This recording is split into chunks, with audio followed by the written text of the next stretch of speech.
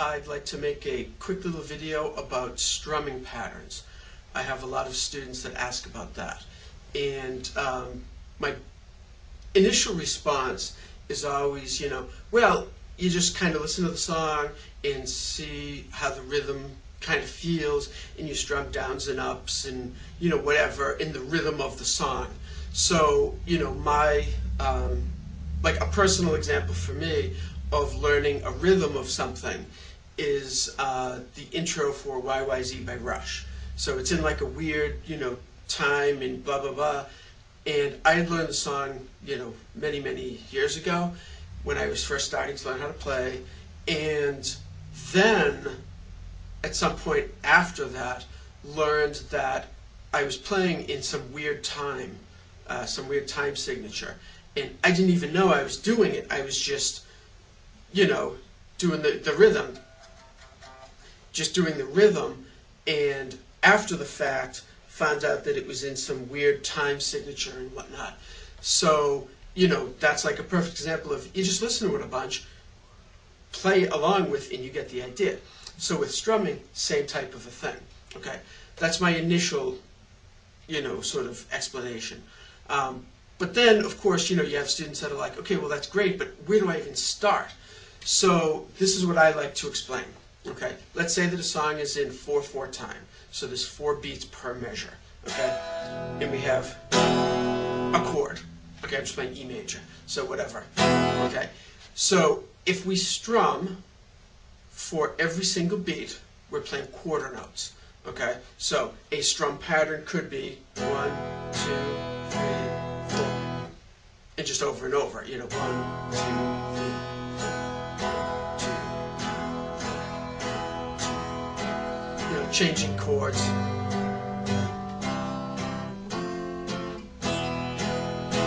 Whatever. Okay, just randomly, I just randomly chose some chords that weren't in key, but whatever. Okay, so that's the basic strum pattern.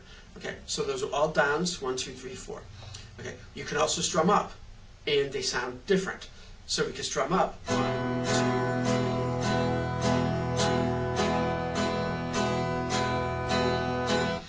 3. Okay, and then we could do a combination. So I'm going to do down, up, down, up.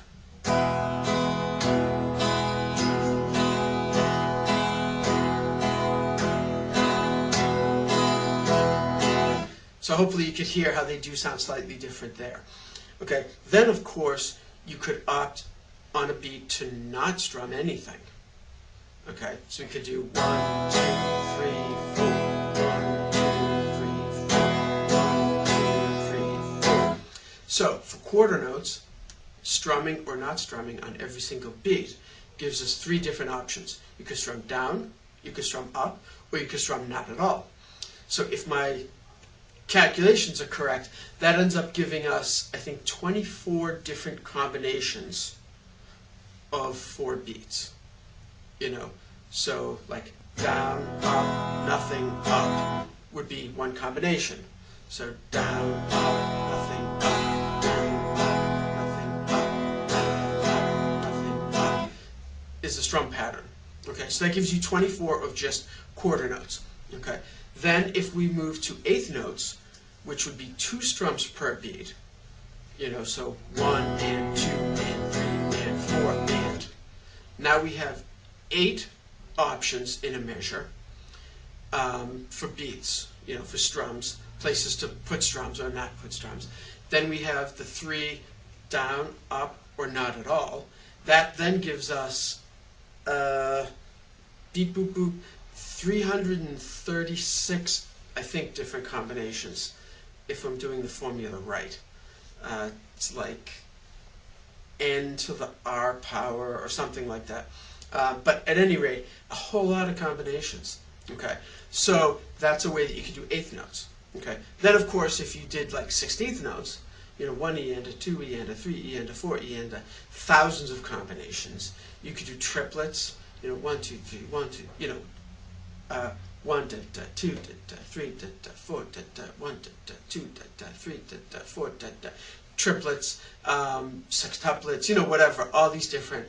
And then of course you could combine, so you could do you know, like 1, 2, 3,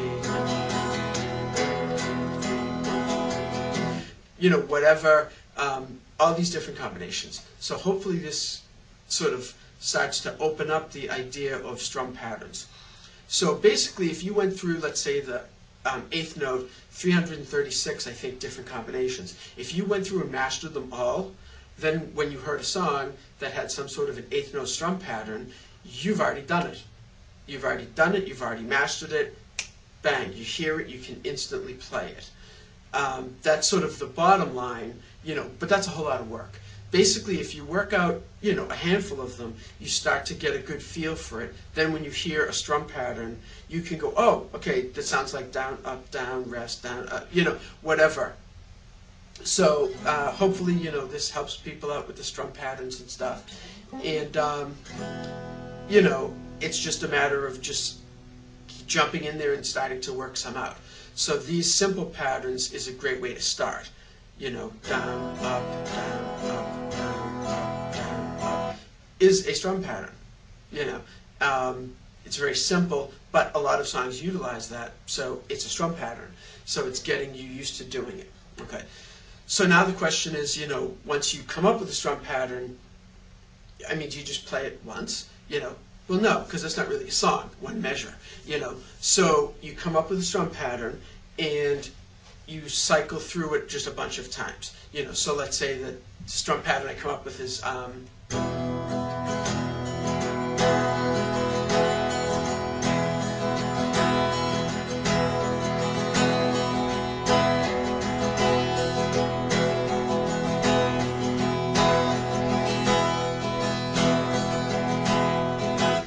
so I strum through it a bunch of times, and you start to really feel the rhythm of it, and it sort of takes over, so that now you're not even counting or worrying about where this, you know, which beat is the down and which is the ups, and, you know, where do I rest, and the ands, and the, you know, 3 and 4, you know, whatever. You just get a feel for it, and you just da-da-da-da-da-da-da-da strum through it, and now you're playing music. You know, so this, you know, hopefully sort of explains basic strum patterns for people that are struggling with where do I even begin. So hopefully it helps people. Thank you.